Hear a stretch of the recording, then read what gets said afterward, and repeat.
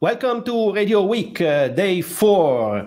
Welcome everybody on every platform watching us. In this roundtable, we will discuss how radio operations and the workflow is changing as a result of remote working, and also the future of radio operations. We can count on the experience of authoritative point of view of professionals working in Europe and in Asia that are the guests of this roundtable. Let me introduce them. José Loureiro, Assistant Manager at Radio Innovation and Technical Unit of Arcom in Portugal. This is a broadcaster with 3 well-known radio brands and a web radio bouquet. About 4.5 million people listen to the group's stations every week. Then we have Matthias Pfaff, CDO at RegioCast Germany. This is a radio group with more than 20 radio brands, 220 digital radio channels, and 9 million radio listeners per day. This number rises to 21 million, including users of its digital audio services, and the RegioCast is also a service provider for media companies in Germany. Then we have Bala, CTO at Astro Radio in Malaysia. This is the #1 radio network in Malaysia with a weekly listener reach of more than 15 million across 11 brands. And Michael Thielen, Vice President Media Solution at CGI, International IT and Business Consulting Services firm. Thank you for watching this session, which is free, thanks to a sponsor. And also this session is made possible by a sponsor. Let's know the sponsor. Let's meet the sponsor with this video.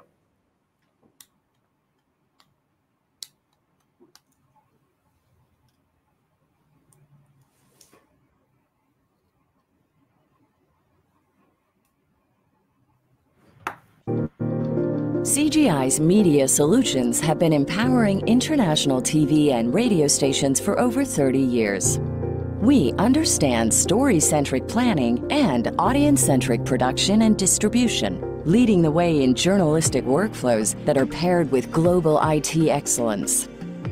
We are established and trusted, high-quality, authentic, and close to our clients. We know the media business and can adapt to our clients' needs. For your radio production needs, look no further than DIRA. From pre-production through to playout, DIRA supports radio broadcasters with an end-to-end radio production workflow and visual radio solutions. DIRA Highlander is a content management system that helps editorial teams to create and modify media assets, as well as to search for selected data. This helps with anything archive, from post-processing to producing podcasts. To begin with, DIRA Scheduler is a planning solution that's open to any third-party system, allowing you to organize everything from advanced schedule templates to music rotation integration. For playout, there's DIRA On-Air Player that offers a built-in crossfade editor, voice track editor, and jingle management tools. An integrated content browser features time scaling and loops on the fly, combined with a network-independent emergency operation. On-Air API allows flexible integrations. DIRA Medox is the next generation of DIRA that will be web-based and cloud-native, with functions such as storing, editing, and searching for media assets, which enables cross-media operations. And DIRA Viura is our solution for intelligent, event-controlled camera automation in radio studios for editors and presenters. Packaging elements such as lower thirds or broadcast logos can be generated automatically, while additional images or video sequences can be easily imported from any third-party software. Whatever your production needs, DIRA is at the forefront of the digital radio revolution. As part of CGI's global network, we are in the proximity of our clients, also addressing the full scope of IT services. CGI, leading solutions for journalistic workflows, paired with global IT excellence.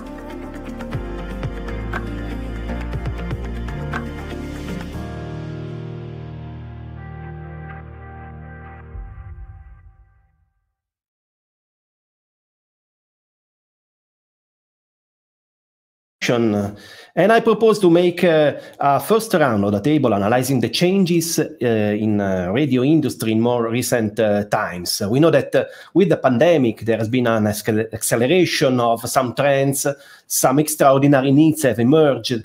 For example, remote radio software was previously intended as an academic exercise, nothing so useful, but now is a reality, and in many cases it was the only way to go on the air during the lockdown, for example. But the publishers had already turned their attention to another important factor before the pandemic: the change in habits of listeners, who had already started years before to use social networks, streaming, smart speakers, on-demand modes for programs. So I would make a first round of the table with you and ask each of you what has changed into your radio stations, let's say in the last 5 years. I would like to start from the content, and then we go through workflow, technology, skills, and so on. Have the content or the format, for example, of morning shows, news services, music offer changed, and how? Let's start with Jose. Hello. Thank you for the invitation. I think if we look at the last 5 years, as you were saying, in the Portugal market at least, what I really feel most is that there was almost like if we were moving back in time on radio and getting worried again of being close to the people. We now know that the audience is moving around all the time, have access to a lot of content in many different ways. We are not as safe radio, even in the movement. So maybe inside the car we were kings. Now we have more competitors, and the consumption of media changed a lot by the people. So I think one of the changes that I saw was, for example, on the morning shows, even on the music stations, more talk on the morning shows. So in a way, it seems to me that is to be able to differentiate radio from the streaming services. So if music stations have made a progress where the most important thing was to play 10 songs in a row, 45 minutes of music non-stop. What we feel now is that the main morning shows in Portugal and the two leader stations in Portugal, RFM and one of the competitors, are more and more turning onto almost a talk radio in the morning period. And I really feel that is because we need to differentiate our product from the streaming platforms. We serve music, but we serve music in a completely different way. On the news side, we feel that we had to change a little bit the perspective. We have a lot of content now that is digital first. We have a lot of content that is born on the digital, produced for digital, and then reused on air, when it used to be exactly the opposite way. And we have to, even following our editorial principles, we need to follow more trends, either Twitter trends or just things that happening between the people. So I think that was one of the main changes on the news side of it. Also, of course, that we are working a lot more with the on-demand material and having to be able to reconvert radio content into podcasts and with different formats and adapted formats for different consumption perspective.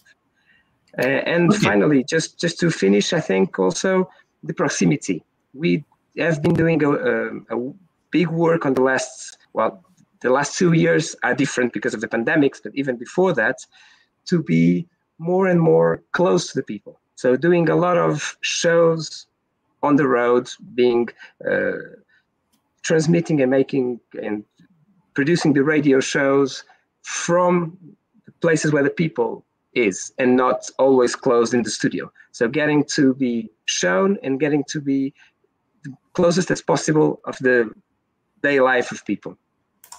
Okay, a sort of humanization of radio to compete with the technology. But I think we will go deeper in some of these topics, for example, the on-demand audio later in the discussion. Now the point of view of Matthias from Germany. Yeah, thank you very much. Well, our goal was to develop a digital reach, and this is based on the idea to build new digital radio brands. We started that, I think, 5 to 6 years ago, so it fits to the time you said we should go back, so 5 years. And when we started Radiocast, I think nearly 20 years ago, it's a combination of countrywide, not nationwide, and private radio in Germany is not existing nationwide, it's just by states or by countries.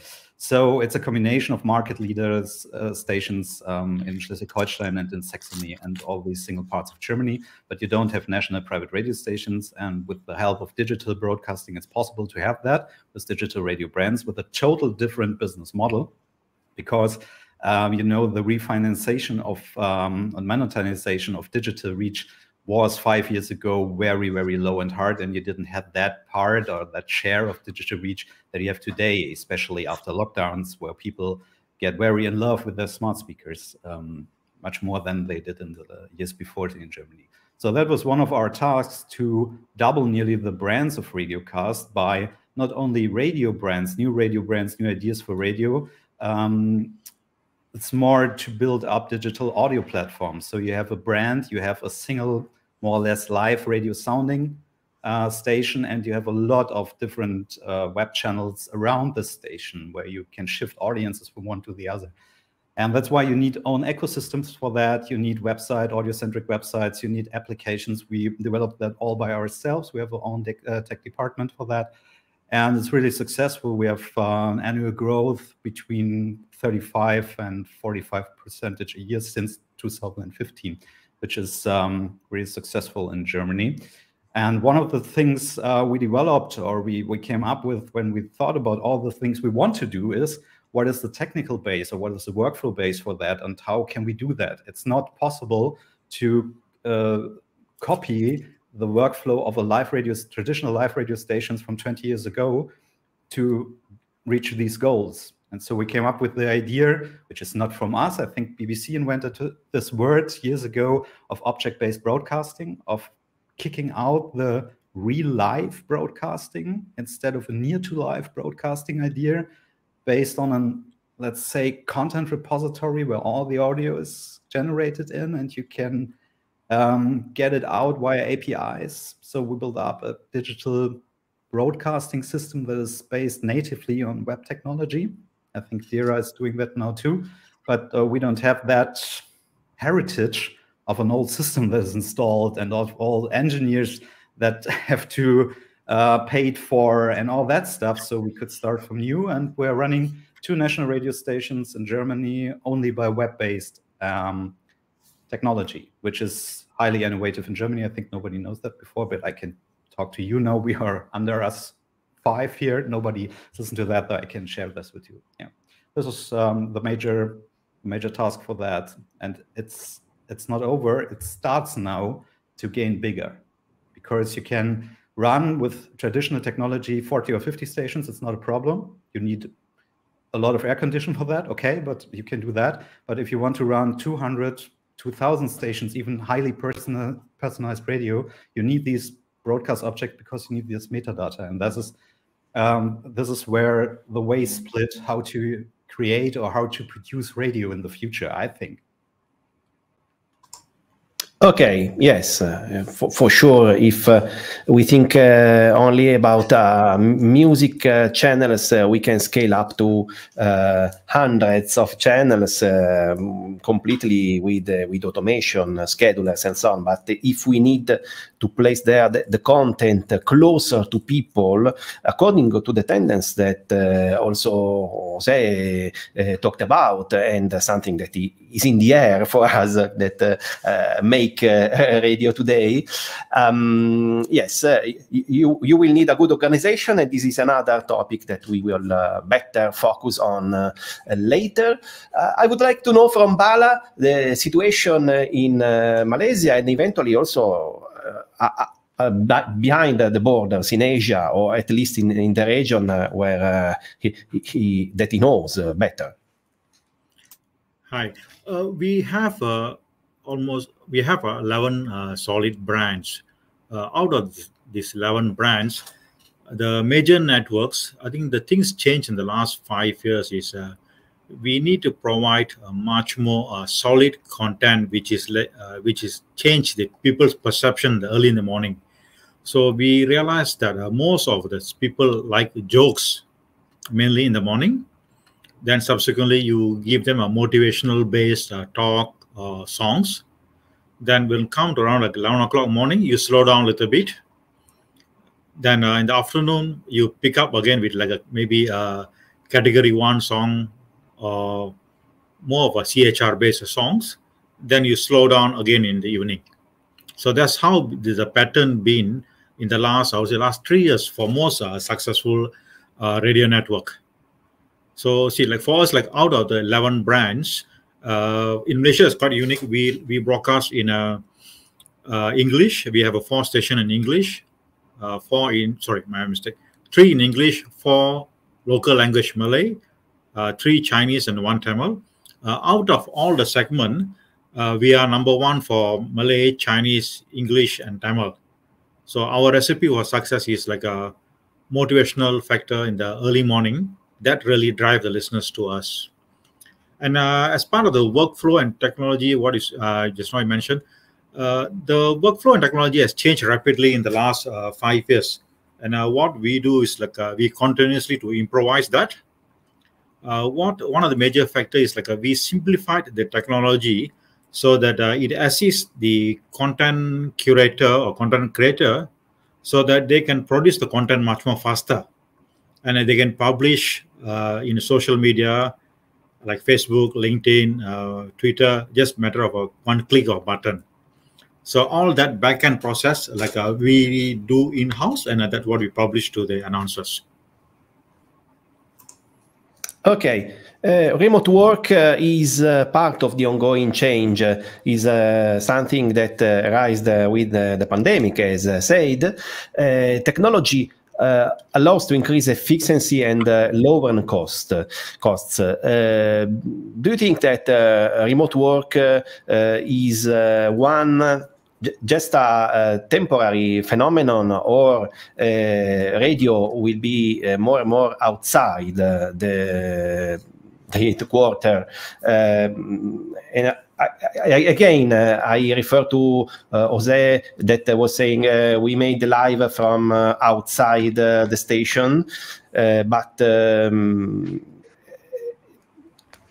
similarly with other industries where people is working from home, how much do you think that remote radio will remain something important also after the pandemic, and also not only the advantages of this? For example, quality of audio is not always so good when transmitting from home or from a remote location.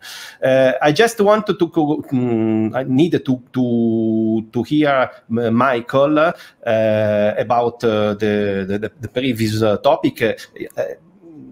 Obviously, he's not owner of a station, but his company deals with many companies in the media scenario. So probably he can provide us a confirmation or a different overview about these topics.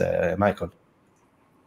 So I think that remote working has just started to become more and more important. And what we see at our customer side is that remote production and even doing shows remotely was something which was done before the pandemic, but I think it will stay and it won't go away, because we see that with new emerging technologies, well, it's more and more easy to do. As the others already said, you can nowadays prepare a lot of different stations when you have the right technical environment and you don't need to necessarily have a big building with big studios. I know that audio engineers will hate me for this, but there is no real necessity to have all this hardware stuff around. And so there is no real necessity for the people to come in to produce the shows, even if you change your program. And if you're not doing live, if you're doing S-Live, and all these new technologies that we see, I think it's really interesting, and it gives a boost also to the productivity and to well, the journalistic people who need to develop ideas and to bring the program forward. So what we see at our customers since the pandemic is that what we already heard from the others is that on the one hand, the content creators, they want to be near at the customer to bond with the customer, to give them the feeling that they are there. So you need local content, you need good content to keep the listeners listening to your stations. But on the other side, you do not necessarily need to do this live. You do not need necessarily to do this from a dedicated building, from a dedicated place. And I think the situation we're currently in is just the beginning, and we will more and more talk about broadcasting from anywhere, and making use of all the technologies which are well coming and which are already there. So we all saw in the industry when we changed over from hardware sound cards to AS to virtual digital audio. And we all saw the move from dedicated hardware to cloud services to web-based content. And I think this will just go on, and this will, I think, help everyone to be innovative. Okay, digital strategies of publisher. By now, most of the radio stations are digital first, especially those that have news content. We mentioned this topic. But digital helps expand other function of the station as well, and also not only lower costs, but also increase revenue. One of the trends in the last year is the growth of digital audio audience, and with this the opportunity to monetize the content with a different model compared with the traditional broadcast model. We have good tools, geolocalized streaming and audio AD servers. This is an opportunity for broadcast radio station that simulcast over IP. How much of this is reality? Because often someone says this is the future of radio, but today the revenue is not so big for many publishers from digital audio, pure digital stream.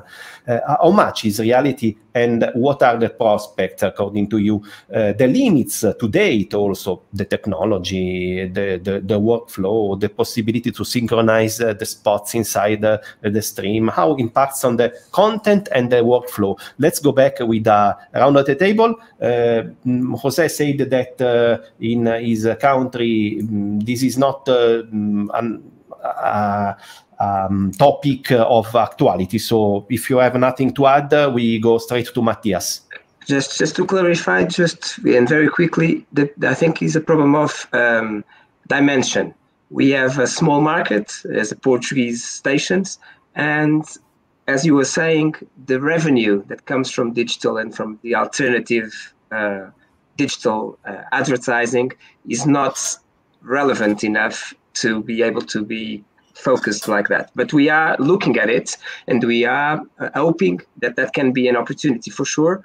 And I'm sure the technology is there to help us on that, and it's getting better and better and giving us more and more solutions to be able to integrate different solutions of advertising and getting more revenue from there. But yes, for sure, the experience here is not the strongest, I believe. Okay.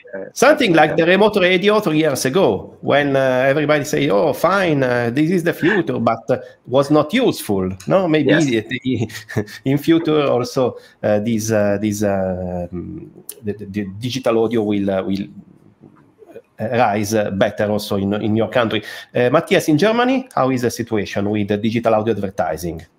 Yeah, it's very interesting for us because we didn't have started all these digital brands if there's no money to get. So you get in Germany if you have the same listener on your live stream instead of traditional FM broadcasting, which you can't split off, but when it comes to media bookings, you can separate the advertising. Then you get, I think, 10 times more out of the same listener with the same program. So this is very interesting. And I think we started together with the common AdSwiss system and a lot of help from technical guys inside our company, integration in a live stream. So you can just replay spots and you can do individualized streaming for everybody. So you can integrate for a single person another spot than for another person, which is from the streaming side here a little bit complicated, but it works very well. And so you can open up these in traditional ways, highest digital reach. Most of the radio stations I know have the highest reach on the simulcast stream, and all the web radio stations, the web bouquet is just kind of an extra. And so you can open up these, the reach you have for monetization, which is working in Germany. You have all the structures for that. You have a national advertising bureau for that. It's RMS, and you have second one on the more public broadcaster side with ARD Sets and Service.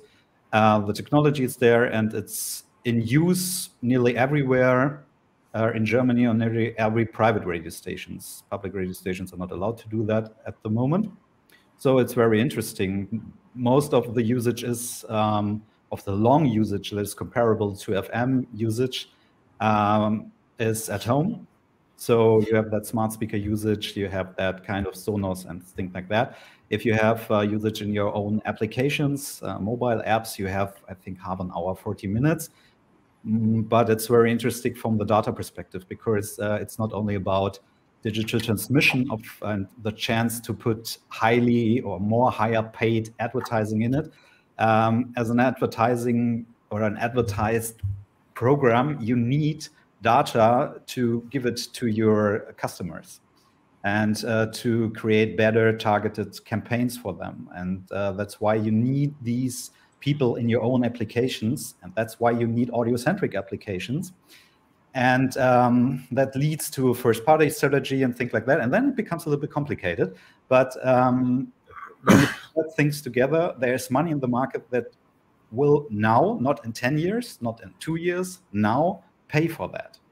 And this is the interesting part of it, because if you can shift people to that, you get immediately more money out of it. It's not a kind of DAB, digital radio start in Germany 2011, which is traditional broadcasting, where you have a giant technical reach, but nobody has a DAB plus radio. So you pay for years and years and years for that and won't get any return on that. It's different now because it's now in every car, and it's very interesting. But when you started 2011, what we did with the radio stations, then you had to pay a lot of years for that without getting money out of it. Okay. Digital strategies is the word that I used because we all think, and just confirm me if I'm right, strategies should try to drive the biggest number of listeners to the propriety of the publisher, to his app, to his website, every touch point where the publisher can collect data and manage advertisement without leaving a big quota of revenue to 30 and other parts in the chain. Okay. Bala, about this topic, how is the situation for you? Okay, I will answer your question in a two segment. First one, the ad servers. We did have the ad servers maybe in the last 7 or 8 years. Then we decommissioned and we implemented again mid of last year, because we see there's a huge potential for the programmatic buying in this region. So we implemented ad server partnering with AdWiz mid of last year for all of our digital streams. I think 26 to be exact. To answer your second question on the broadcasting or simulcasting over the IP, radio does have a huge potential too. We did a small survey early last year during the pandemic, asking the listeners their music preference and their listening habits. And out of that, we created 60 brand new online radio station, and we launched on November 1st last year. So we address all the music genre to satisfy all the listeners. And all of this music scheduling are curated by the trained staff, and we leverage on the cloud technologies and also the ad servers. And we've been broadcasting for the last, I think, 2 months now, and the traction is very, very impressive. Okay. Probably, again, I ask you to confirm or not what I'm saying. Probably native music stations, digital native, not the simulcasting, and also maybe on-demand content, podcasts and so on, are the first point to be monetized with the digital audio advertising, because they are natively digital, and the audience goes on these platforms. Michael, your overview about this topic, the possibility to target people, the possibility, how technology help to produce content to target people, and also the possibility to target spots to these people. Yeah, I think what's currently, or what's happening with the targeting of AdWords and the program to the people, there is something which massively helps the radio stations by the usage of these new technologies like streaming of radio stations, because you get information which is hugely important and helpful for yourself. Because the more you know about your listener, the better you can firstly make your program to attract those people, to put kind of comparable people into the same station and build a program which everyone loves and is listening to. And on this other side, the more you learn about those people, the more important it is for your AdWords, for what you're selling, because you can ask for higher prices. And as we learned from Matthias already, it's something which works very well in Germany.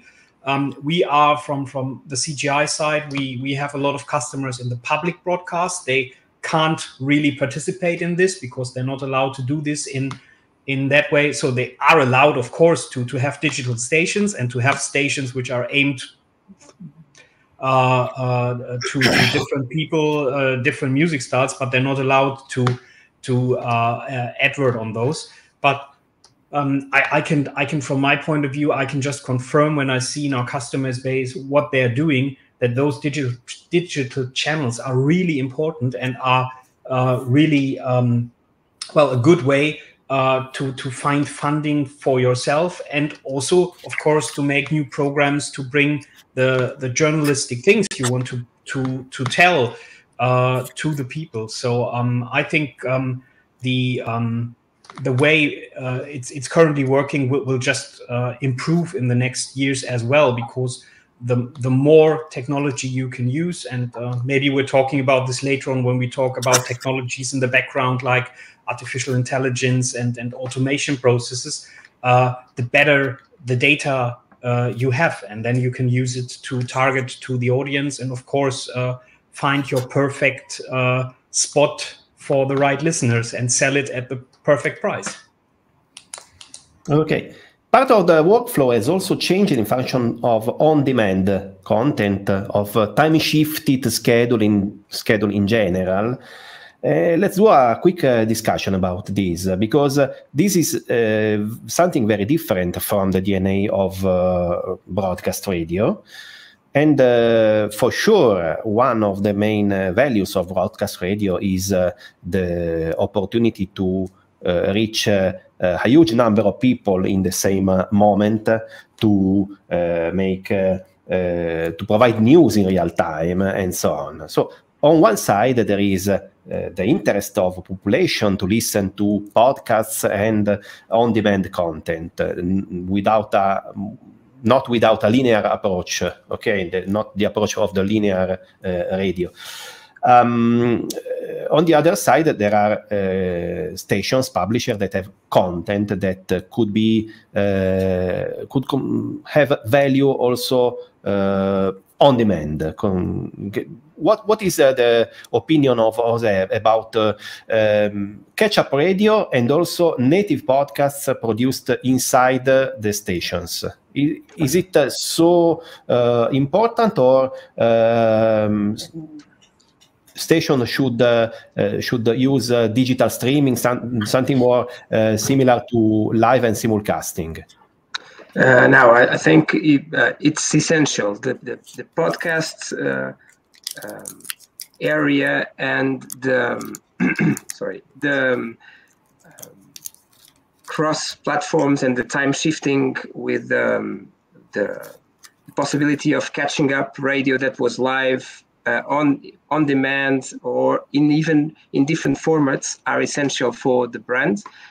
I really believe, and we have some experiences with that some products that we have on radio and are available on demand can actually track listeners to the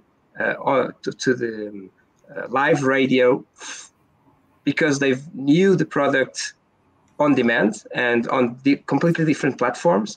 So that cross is fundamental. What I think it's very relevant for the traditional content producers, the radio channels, is finding out the right technology to support this, because the teams are getting shorter and shorter. The financial limitations are growing, and it's not easy to get the same short team to be able to produce content to go live and then prepare parts of that content or all that content to be available on demand. So we need the support of the technical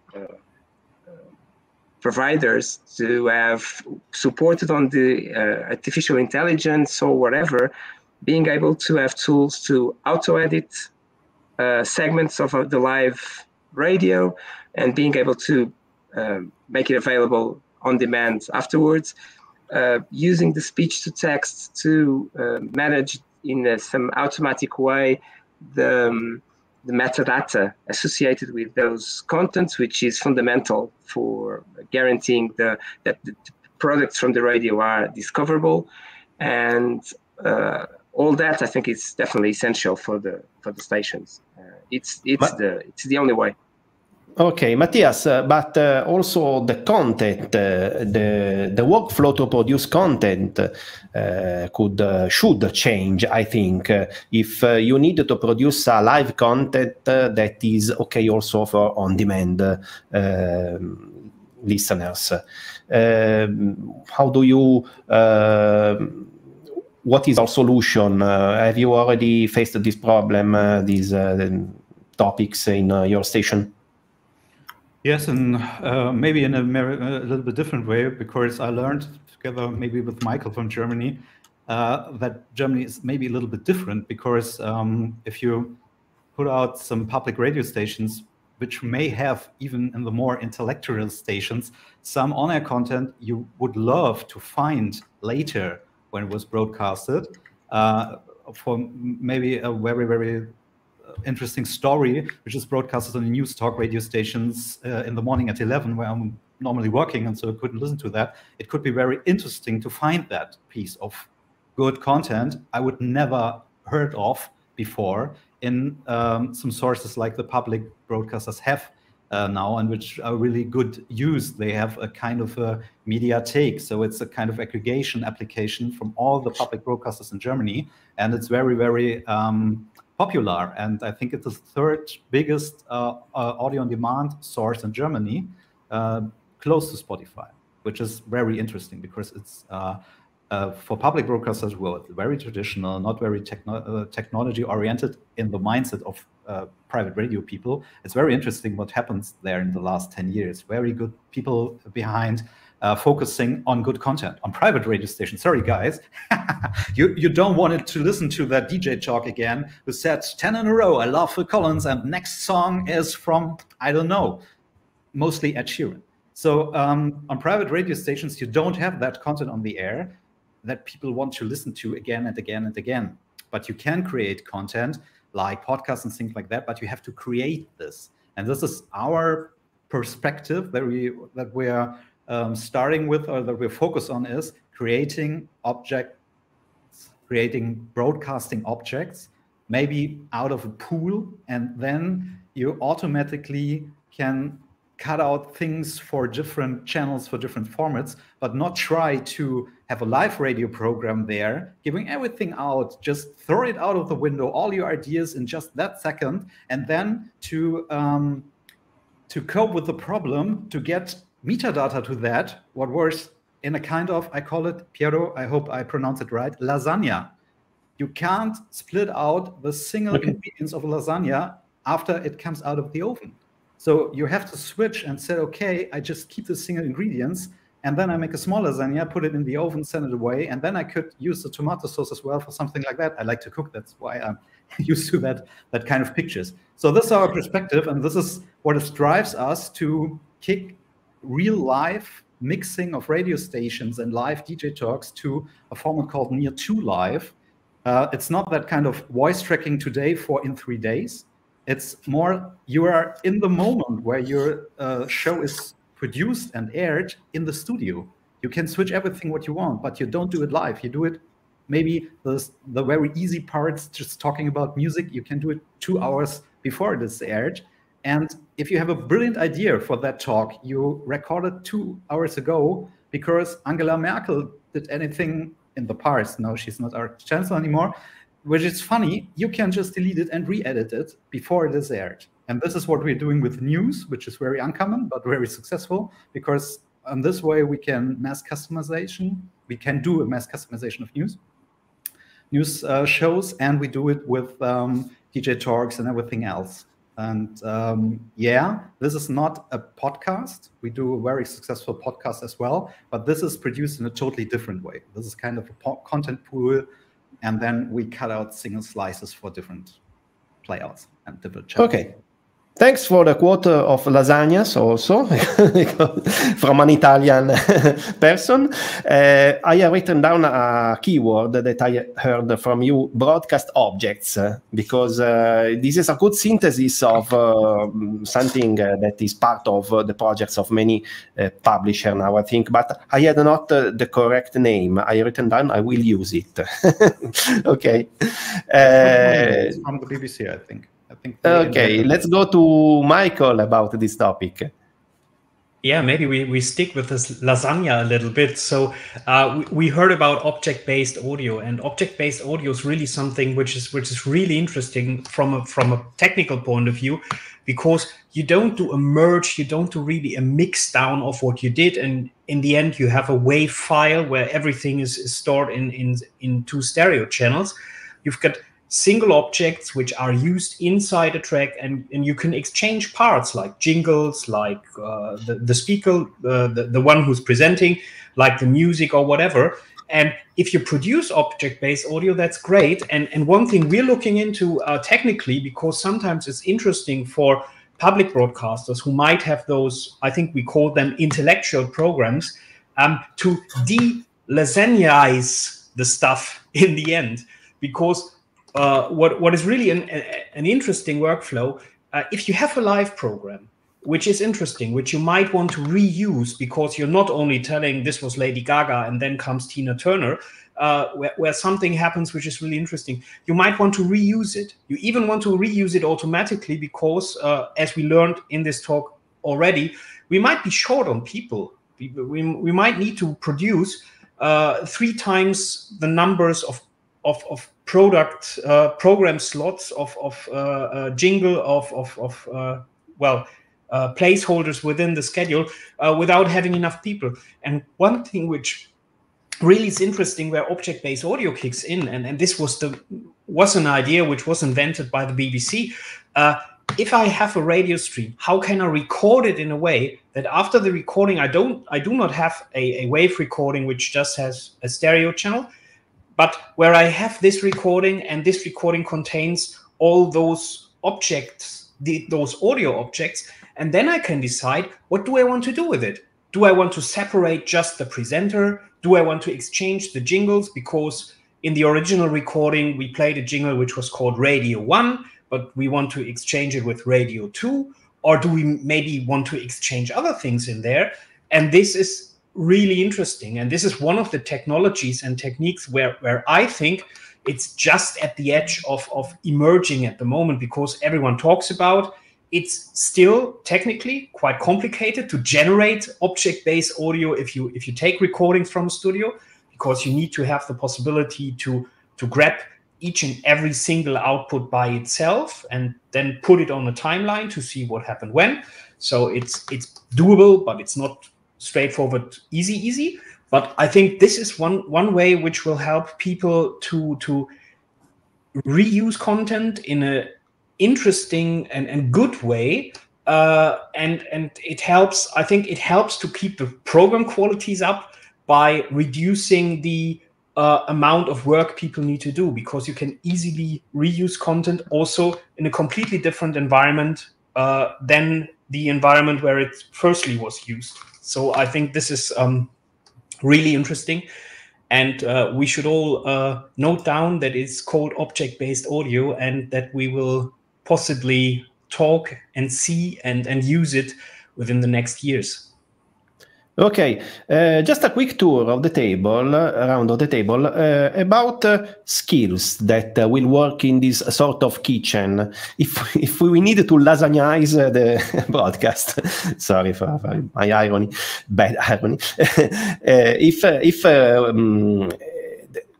We need new skills, a new mental approach when we project and we produce radio content, because most part of broadcasters are focused on the live show. When you ask someone about radio, they answer talking about DJs. Okay, so in your stations, is there any new young collaborator person, and which is the profile? Is there any new kind of profile for people working in the stations in this perspective? Again, we start with Jose. Sorry. I think for sure it has to change, and mainly what happens is that the people need to start working also in a logic of not object-based audio, but multi-platform-based content. And I feel that in our teams, we already have quite a few people that can understand, and when they are doing a live moment that is not just introducing a song, an Ed Sheeran song, they need to think it wider than the radio's product. And when they are talking or doing an interview, they a lot of times are already thinking that there are parts of that interview that will be used specifically for Instagram. And when they are, although they are doing a live moment on radio, they prepare the interview segmented to be easy to cut it out some moments and have different usage of it. And also to have it automatically or more adapted to that platform. Because I think we've learned already, and the air talent also learned it, that is not possible to be on Instagram, Facebook, or whatever, exactly in the same way that we are on the radio. We need to have a different approach. So maybe the fact that we all, as a consumer, we also have a different perspective, we automatically convert ourselves and start to understand that they need to be have different skills. Of course, this is not for everyone, And I'm sure it's easier if we have a technical solution that can support this, and this object-based audio is definitely, for me as well, the way to go. I understand when Michael says that it's a big challenge for the companies, but we've seen some approaches already, and I'm sure the fact that we are not as dependent of audio cards, maybe suddenly we can have a recording, a multi-track recording running in a very much more easy way than we had 10 years ago or 5 years ago even.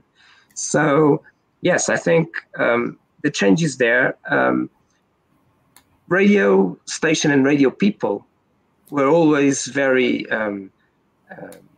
good at adapting to the new eras and to the new technology. That's why we are survivors. And I believe that the teams are, at least here in Portugal, I believe that the teams are already doing that. We have a lot of products. We even have in one of our stations, the CHR, it's doing content of 1 hour for Instagram that is planned to have small parts on the radio. And when they do it, they clearly have it prepared so that it will be easy for the producer to remove those spaces that need to go to the radio, and they will make sense on the radio. They do video casts, for example, and they are able already to be concerned on the way they do it so that it's also being understandable without video. So even if they are fully working for video at that moment, they don't forget that parts of it will be aired on radio or podcasted without video. So I think that it's a natural adaptation of the most part of the teams, influenced by our day-to-day life. The resilience of broadcasters. Okay, yes. We have a consistent final round to do, but I just want a quick comment from Matthias and Bala about the skills. Maybe I'll go first, Matthias. You please, Bala. Go for it. Okay, we can approach that in the two area. One is a skill, and another one is systems. Skills, we do have a bunch of talent which we normally groom over and over again to so that they can produce the content very, very fast. And at the same time, to approach that, we need to have a very reliable system. We can say as a content management system. So we really can save a lot of time by using one system and address all the social media part of it. One of the good example is for example, when we do an image for one website and also for the phone, we need to prepare two different sizing. So with a proper CMS system, we only need to do one image, and the subsequent for different devices is automatically scaled. So that really saved our content production time. So the CMS is like one of the strong portion which we really need to look into it. If it is bigger station, like for one, if a single radio station or one or two, we don't have to spend that much of time. But if you have more than 5 stations, then it is really encouraged to spend some time on the CMS and try to modify the CMS system to suit your business. That really worked for us. Okay. So faced with the many development opportunities and the need to contain costs, what remains of the essence of radio? What is the value regardless of the technology? Because we are talking about forms, formats, and ways to listen to audio content that are very different from the original broadcast model. But there is a DNA of radio that remains. And from you that are in most part broadcasters, I would like to know what remains of the essence of radio. Resilience, flexibility, ability to adapt to the scenario is something that has already emerged from your speech. Let's start this time with Matthias. I think in most cases, radio people are really surprised by themselves that radio survived. It's more like you see there's an accident and you shut your eyes and then you open up and say, oh, I'm not dead. And digital helps to understand why people love radio, but they don't love to listen to a special channel. They don't love their FM radio, things like that. They like the content or the brand or the people that are there on the air, talents and things like that. And I think radio will remain and has a very, very good perspective. But the way in which radio is produced to reach all these assets has to change totally. And this is one of the things I'm pretty much sure that we all, you can see I have gray hair as well. I'm in the business longer than 20 years, like you all too. And we connect the way radio is produced with the opportunities we had in the 70s and 80s, how we can do that. I started my career playing CDs in a radio studio and records and tapes and cutting tapes as very horrible to cut. So, but today you can use it, technology in a way that you can wake up in the morning and starting highly automated, creating very good content. And this should be the purpose for people who are working in a content unit to produce content and not doing administrative stuff. So, and I think when you understand that and look to YouTube creators who try to play the game totally and connect all of their channels together, Instagram, things like that, because they live from that. They can only monetize what they create. You find a lot of software solutions for these guys out there because they have to be efficient. But they will only reward it by good content. If they don't produce good content, they don't get any views. And I think this is one of the parts we have maybe split off, because when I talk about not broadcasting live anymore, a lot of people say that will kill radio, and say, no, it's about the content that's produced. And I think this is a discussion you have in your companies, I think everywhere when you want to change that. And the second one is that you can't separate IT or broadcasting technology from the content people. In former times, you did the content and the IT guy did the rest. And when you have a problem, you call the first level support. Today, when I look back from the software development processes and workflow improvements we did, it's a collaborative work, not so easy to spell for German, of IT guys together in a team with content guys. When we are here, we're talking about technology together with with tech people and say, oh, I think their metadata must be wrong because we have that there, or it did this, it should have done that.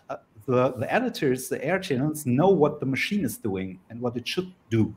And this is one of the parts and maybe the major shift in organization to bring these people together and then bring the right people together, because not everybody who's working in an IT department and on a radio station is a great innovative guy, or girl. So to be honest. Michael, do you agree with Matthias about the importance of IT and content not separated? Yes, I totally agree. I think in the early days, it was like Matthias said, you had the IT department. They were the bad IT guys, and you had the journalists, the content people who were the content people, and they were somehow divided. And we see this since a long period of time that the technology went more and more into the studios.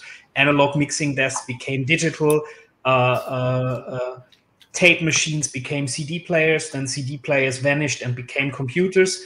And so I think it's really, you need this collaborative approach. You need to have the right tools, because it's not that you use this technology because it's there. This technology needs to be handled by people who may not be computer lovers, but it needs to be in a way that they can operate it in an easy way. And coming back to your question, what remains of radio, and why is radio still there, and will it still be there? I think it will still be there, but because one thing, apart from all the technology, is it is still some kind of fascinating that somewhere in the world someone is sitting in front of a microphone and talks into it, and you can sit wherever you like and you receive it. So kind of radio is your friend. It's there for you, and you bound with it in a way. And I think this is one important thing which also keeps radio alive. it is there for you. It's like a good friend. It's there in good times and in bad times. And sometimes it's even playing Ed Sheeran and you're happy. Okay, will radio and broadcasters work in completely new ways in the future? This was one of the questions we asked before organizing this round table. I think that one answer is right now they are working in a new way. But also, will studios be designed in a different way in next years, 2-3 years? I ask this question to Bala. We change the architecture of studios where we broadcast. Yes, maybe you can show the Philip. Maybe you can show the picture which I shared. These are the studio which we developed in 2019, and subsequently we're going to deploy for all of our studios. The future studio will have like a software-defined radio console, where we equip it all a touchscreen, so that one of the matter behind the pipeline is to replace all the physical button or knob-based console to virtual console.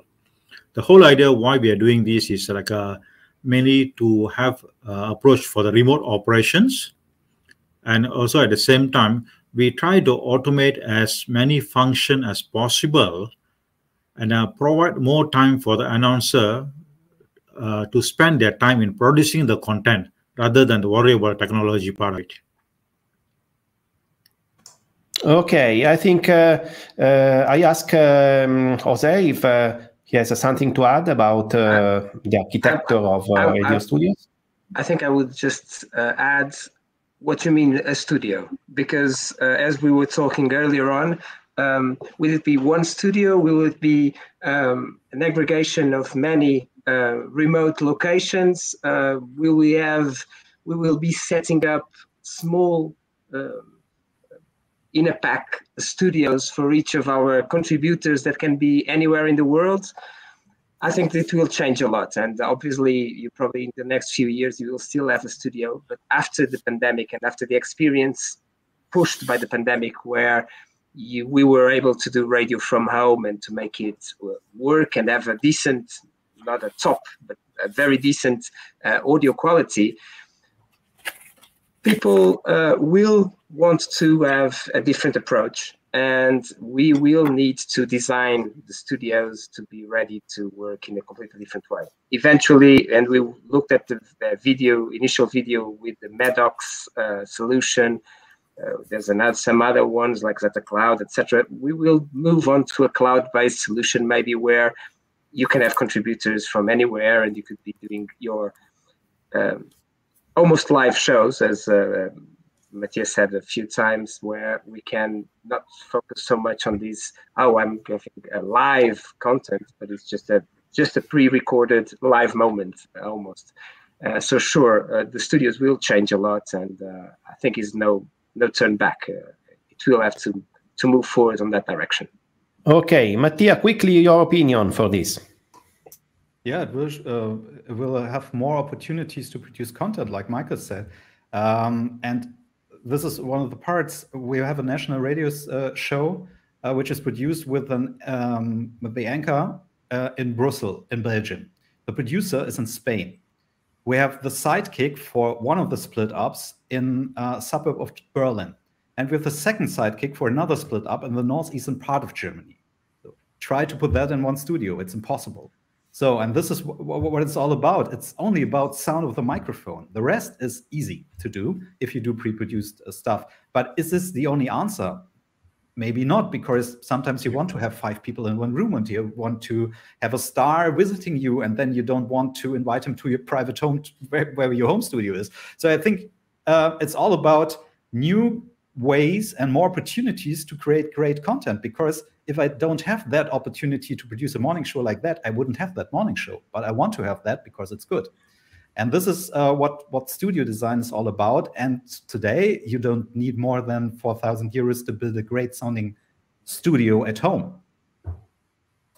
Okay, Michael, about the future of the structures where we produce radio. Well, I can only add to what already has been said. I think the studio setup itself will change, and the where the studio is being built will change as well, because you do not necessarily need to have big acoustically isolated rooms with huge mixing desks in there. It can also be a very nice loungy area room with a couch where you can meet up with your celebrity and record something. So I think it's all moving away from where, and the only question is what kind of technology, what kind of software, what kind of microphones do you give to the people to create their content? Because I think content is what really counts and what differentiates the different radio stations and the different offerings.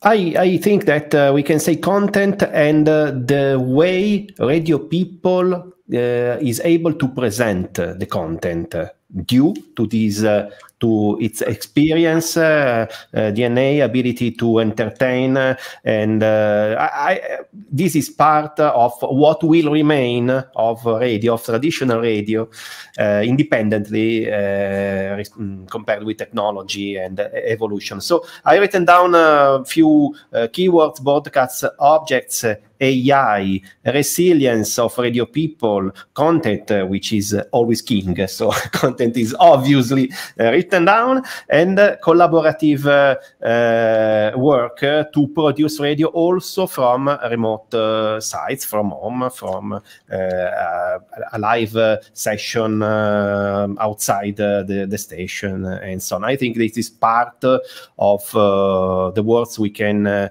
use to summarize what we have said. I thank you very much for your participation to this session. I hope that people that watched this session found interesting concepts and ideas also to evolve, change, rethink their daily workflow in the station, their approach. And obviously, we thank the sponsors and the organization of Radio Week. Thanks for watching.